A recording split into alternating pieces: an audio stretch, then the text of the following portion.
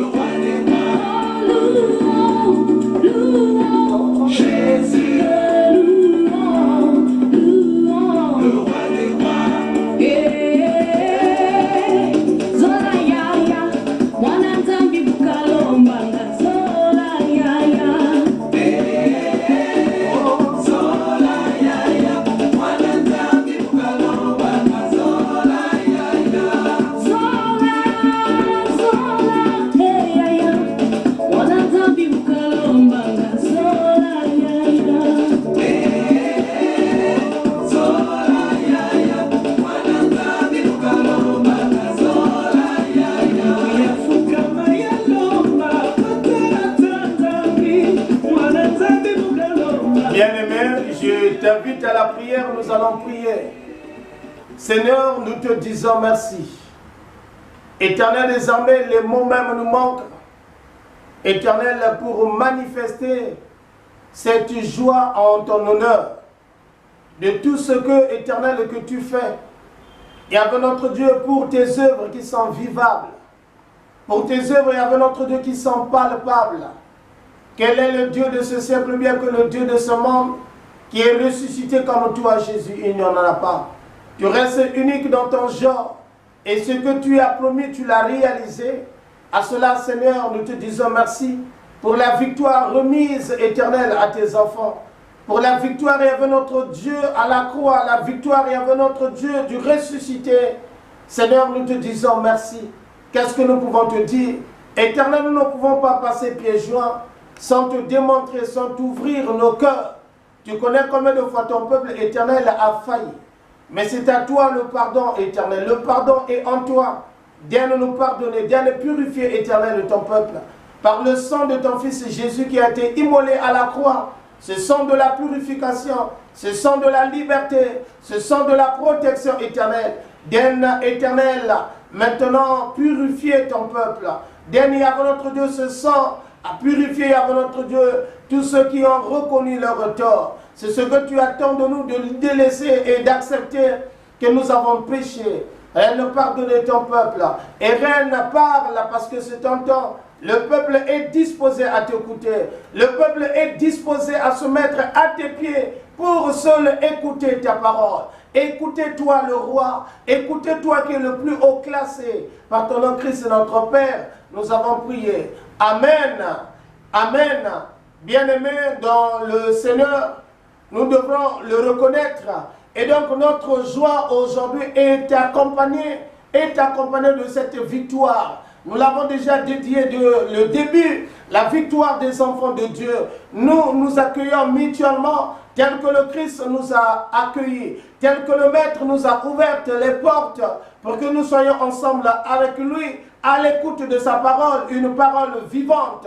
Je te souhaite une cordiale bienvenue au nom de notre Seigneur Jésus-Christ. Nous disons également une cordiale bienvenue à nos bien-aimés qui sont en train de faire le relais, c'est-à-dire de distribuer ce vidéo aux autres, de ne pas garder la parole de Dieu qu'à lui seul, mais de continuer la mission que le Seigneur nous a demandée. Et donc ceux qui sont partisans de l'évangile du salut, ceux qui sont partisans de l'évangélisation, nous vous disons une cordiale bienvenue de là où vous êtes, que tu sois dans n'importe quel continent, là où tu es en train de servir ton Dieu, que le Seigneur te bénisse, que le Seigneur te donne encore de l'engouement, pourquoi pas, de la force plus, pour continuer la mission qui nous est assignée. Bien-aimés, venons dans la paix du Seigneur et nous allons toujours adorer notre Seigneur, un temps d'adoration. Nous devrons l'adorer parce qu'il mérite à être adoré, qui est comme lui. Il n'y a personne, un Dieu qui nous protège.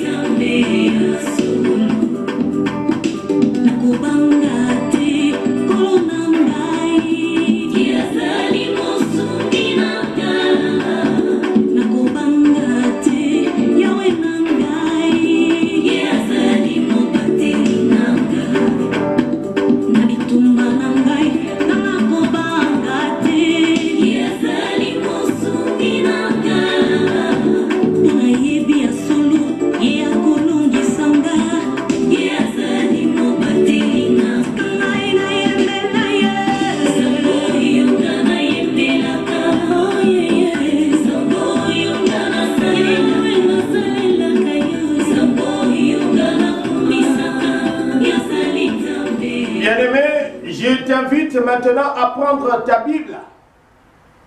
Tu vas prendre ta Bible. Nous allons faire la lecture de ce passage qui nous est dû aujourd'hui. Le livre de la parole de Dieu de cet après-midi en cette date est tiré de l'évangile selon Luc.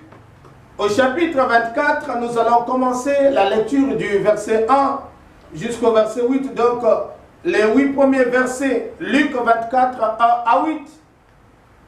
Le premier jour de la semaine, elles se rendirent au sépulcre de grand matin, portant des aromates qu'elles avaient préparés. Elles trouvèrent que la pierre avait été roulée devant le sépulcre, et étant entrées, elles ne trouvèrent pas le corps du Seigneur Jésus. Comme elles ne savaient que penser de cela, voici deux hommes leur apparurent, en habits resplendissants, saisis de frayeur, baissèrent le visage contre terre. Mais ils leur dirent, pourquoi cherchez-vous parmi les morts celui qui est vivant? Il n'est point ici, mais il est ressuscité. Souvenez-vous de quelle manière il vous parlait lorsqu'il était encore en Galilée, et qu'il disait, il disait, il faut que le Fils de l'homme soit livré entre les mains des pécheurs, qu'il est entre les mains des pécheurs, et qu'il disait, faut que le Fils de l'homme soit livré entre les mains des pécheurs, qu'il soit crucifié et qu'il ressuscite le troisième jour. Et elles se ressouvenèrent paroles de Jésus, paroles du Seigneur. Amen. Bien-aimés dans le Seigneur, la parole de Dieu que nous avons lue, nous l'avons intitulée « La pierre enroulée ». La pierre enroulée, voilà le thème qui prétend nous unir aujourd'hui. La pierre est roulée. Bien-aimés dans le Seigneur, le texte nous parle de la résurrection de Jésus.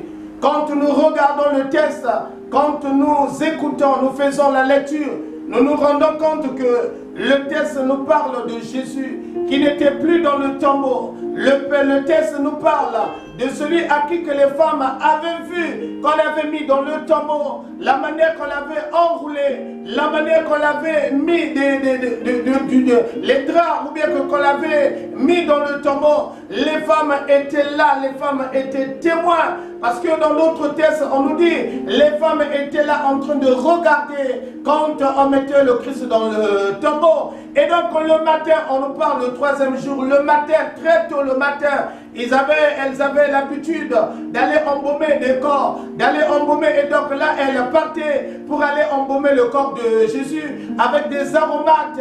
Nous pouvons parler des parfums, nous pouvons parler de tout ce qui était pour embaumer, pour parfumer le corps du Maître, le Christ. Mais les femmes avaient l'inquiétude, c'est que le tombeau, avant d'entrer dans le tombeau, il y avait une pierre qui était là, la pierre était là, donc la pierre ne pouvait pas donner l'accès aux femmes d'entrer dans le tombeau, et c'était une grosse pierre. C'est pour cela que les femmes avaient des inquiétudes. Bien-aimés, la résurrection de Jésus en premier lieu, là nous pouvons dire sur sa résurrection, il a résolu ton inquiétude.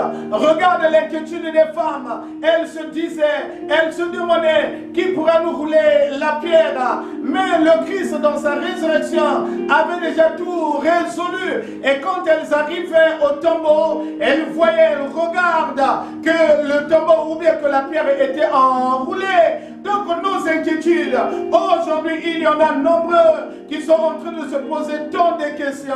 Comment je ferai-je avec l'âge que j'ai? Qui va m'aider? Où j'irai-je? Comment faire? Voilà nos inquiétudes. Et donc dans notre vie, beaucoup sont entourés des inquiétudes. Beaucoup sont envahis des inquiétudes. Une vie des inquiétudes.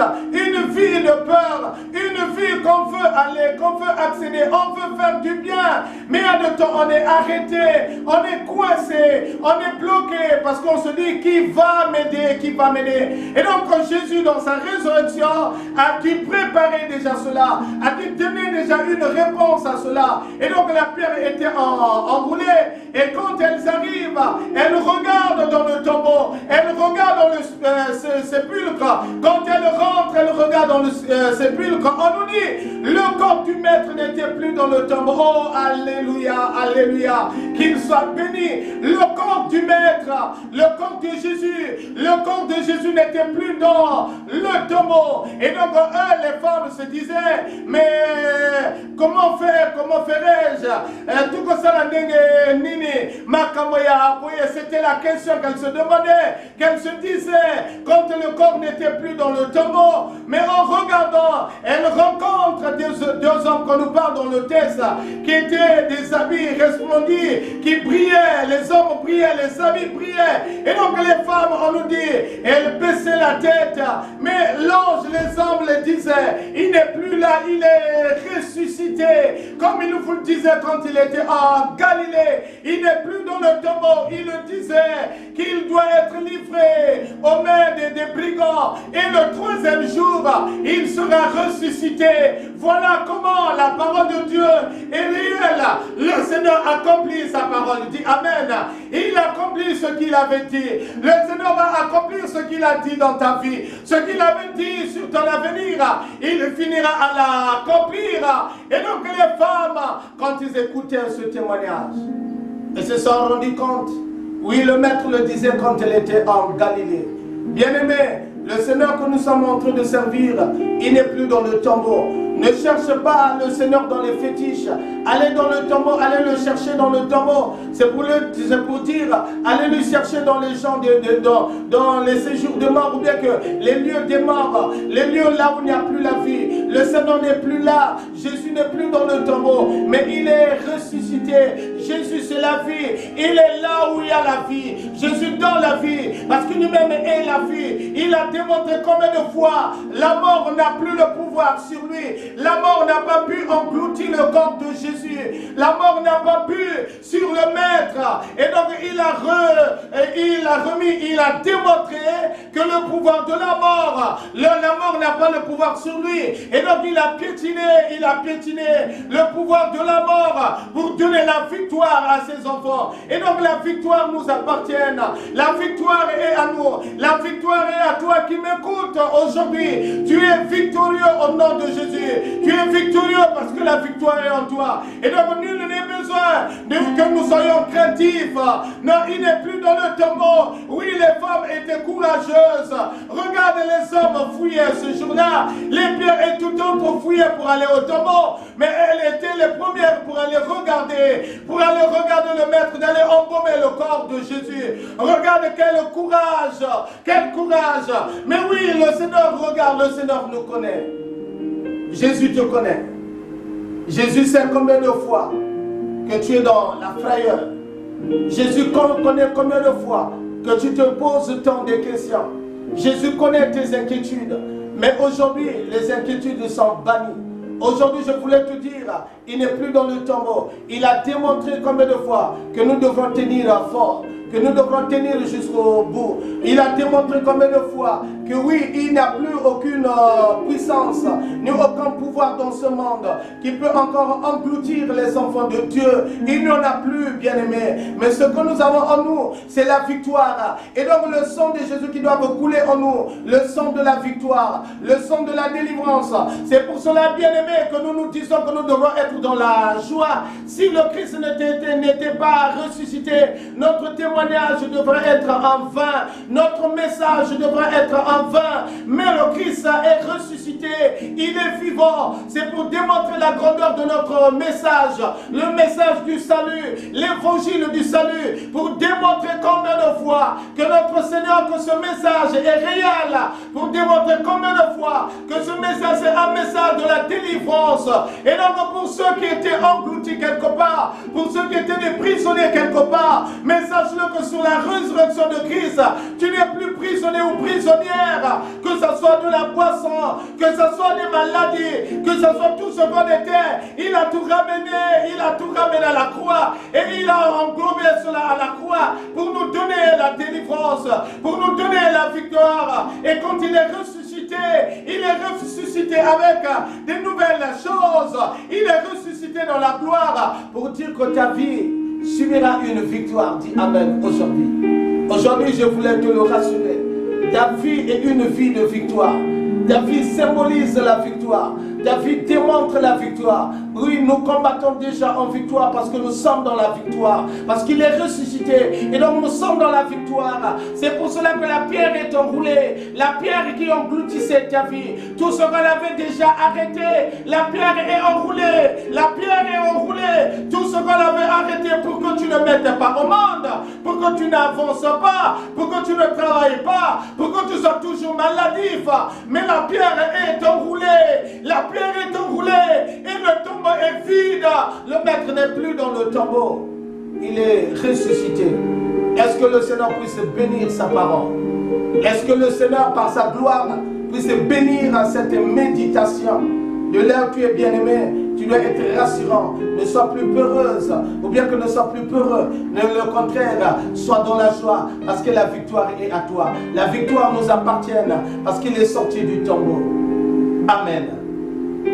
Nous allons continuer, bien-aimés, à adorer notre Seigneur avant que nous nous mettons en intercession. Un temps toujours d'adoration.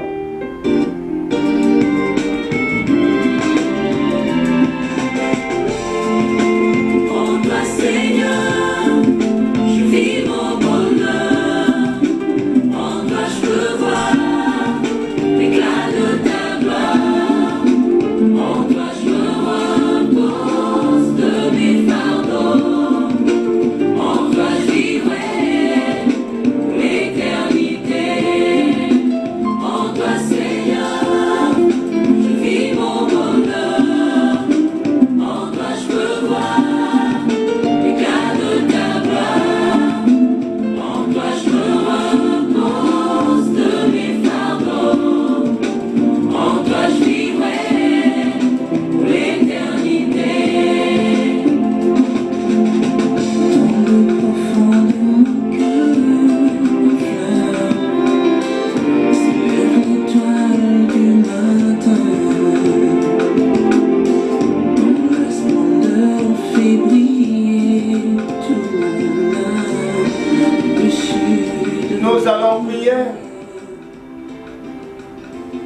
Seigneur, à toi, nous nous remettons en cette date. À toi, Yahvé notre Dieu, que nous remettons nos sujets. Tu nous connais, Yahvé notre Dieu, à quel point que, éternel, que nous sommes cloués. À quel point que ce dernier, Yahvé notre Dieu, était cloué. À quel point, Yahvé notre Dieu, ce dernier était fini. Mais Seigneur, tu nous as rassurés. Quelles que les inquiétudes des femmes, tu avais donné la réponse où la pierre était enroulée. Et aujourd'hui, Seigneur, tu connais ces inquiétudes.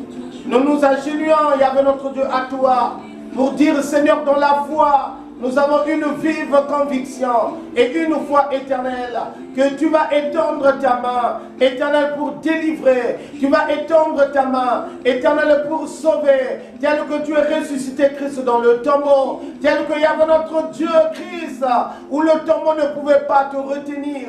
Tu connais ce dernier, éternel, quelle que soit la situation. Il y a de ceux en ce moment précis, Seigneur, qui sont enfermés, qui sont dans les tombeaux, qui sont dans des prisons, qui ne sont pas libres. Mais Seigneur, la liberté c'est en toi. La délivrance, oh ta mort, ta résurrection nous accorde la délivrance. Éternel, fais que cette délivrance, Seigneur, aujourd'hui soit réelle pour ce dernier. Fais que cette délivrance éternelle, ce dernier puisse la recevoir. La délivrance éternelle, nous la recevons par ton nom. Nous la recevons en toi, Jésus. Toi qui es l'homme de la solution. Toi qui es l'homme qui nous délivre. Toi qui es l'homme éternel qui a démontré que le diable n'a pas le pouvoir sur toi, que les enjeux du diable éternel n'ont pas le pouvoir sur toi. Nina wadan zambe ezala bokono sangolo ezala makamalo lenge na lenge na kuna nge zambia beto bikanye nungi sa kisielo ya bikanye simba kisielo ya yomoto zalino biko na biso batango nyonso koba koyokela koba kopesa elonga nzambe na bayayo pour que batango nyonso to koba kosepela. Nous sommes dans la joie, Yahvé notre Dieu, parce qu'il y avait la confiance en toi, éternel, pas en vain, mais le contraire, Yahvé notre Dieu. La confiance en toi démontre notre victoire, notre joie, notre paix, quelles que soient les emprisons du diable. Aujourd'hui, Seigneur, nous le croyons, cela n'a nul et non est fait par ton nom, parce que Seigneur, nous sommes victorieux et que nous combattons dans la vie, nous combattons dans la victoire, parce que tu es là, quel est ce Goliath éternel qui va encore se lever, éternel, pour Yahvé notre Dieu mettre tes enfants à terre, il n'y en a pas. Et quel est ce Goliath éternel qui peut te dépasser de la force, éternel, il n'en a pas, parce que tu es le Dieu créateur de toutes choses. Éternel, tu es le Dieu créateur. Tu connais, Yahvé notre Dieu, ses faiblesses, tu connais les enjeux, tu connais tout ce qui se passe à son milieu, mais toi tu donneras la solution. Éternel, merci pour la victoire remise. Merci, Yahvé notre Dieu, de nous avoir écoutés. Seul que ta volonté éternelle soit faite. Seul que ta volonté éternelle soit manifeste sur la vie de cette famille, sur la vie de ce dernier, sur la vie, Yahvé notre Dieu, de ses activités, sur la vie de ses enfants, sur sa vie professionnelle. Éternelle, ta volonté. Nous savons que ta volonté est que tout homme soit sauvé. Ta volonté est que, Yahvé notre Dieu, que nous soyons éternels dans des bonnes conditions, que nous soyons à l'aise, tel que tu avais créé Adam, tu avais tout mis dans le jardin, afin que Adam puisse être paisible là où il vivait, qu'il soit dans la paisibilité, qu'il soit dans la liberté, dans la joie. Éternel, c'est ce que, éternel, que tu as prévu pour nous, c'est ce que tu as réalisé sur la résurrection de ton Fils Jésus, pour nous donner encore une nouveauté de vie, pour nous donner encore une vie meilleure, pour nous donner encore une vie de joie. Oh, sois manifesté, sois loué, sois magnifié, Yahvé notre Dieu, sois exalté, Yahvé notre Dieu, par ton nom Christ notre Père, nous avons prié. Amen. Amen. Bien-aimés dans le Seigneur, nous partons vers la fin de notre moment de prière. Et donc, nous remercions notre Dieu qui nous a donné la force de se maintenir jusqu'à ce point là où nous sommes. Nous disons merci à Dieu. Merci également à toi qui est en train de faire le relais, à toi qui est en train de dépenser, l'avons dit la fois dernière, il y a de ceux qui sont en train de dépenser leur crédit pour l'évangile du Seigneur, l'évangile du salut. Mais nous te disons merci. N'oublie pas de saluer ta famille, n'oublie pas de saluer tes collègues au travail. Et donc aujourd'hui nous sommes fériés, demain nous allons commencer nos activités, nos boulots, dans le service, là où tu es. N'oublie pas à saluer les autres et à être en parfaite communication avec les autres. Une relation, une franche collaboration avec ceux à qui que vous êtes en train de travailler. Celui qui était avec vous, c'est l'évangéliste Sitiabikoum Gavani Apollin. Vous avez déjà vu sur ce qu'on a déjà affiché dès le début, le nom est là et le prénom. Et donc suivi de notre frère Poya Ronald Boutsoumou, qui est à la technique. Et donc nous nous disons nous tous vraiment merci. Merci de votre compatibilité, c'est-à-dire de tout ce que vous êtes en train de faire pour nous, afin que l'évangile du Seigneur aille de l'avant. Mais n'oublie pas de saluer comme nous l'avons dit, et recevons la bénédiction de la part de notre Seigneur. Que lui-même, le Seigneur de gloire, le Seigneur de paix, qu'il continue à vous bénir corps et âme maintenant et à jamais au nom de Jésus notre Père. Nous avons ainsi demandé. Amen. Amen. Bien, merci bien-aimés. À nous revoir le lundi prochain. Merci beaucoup.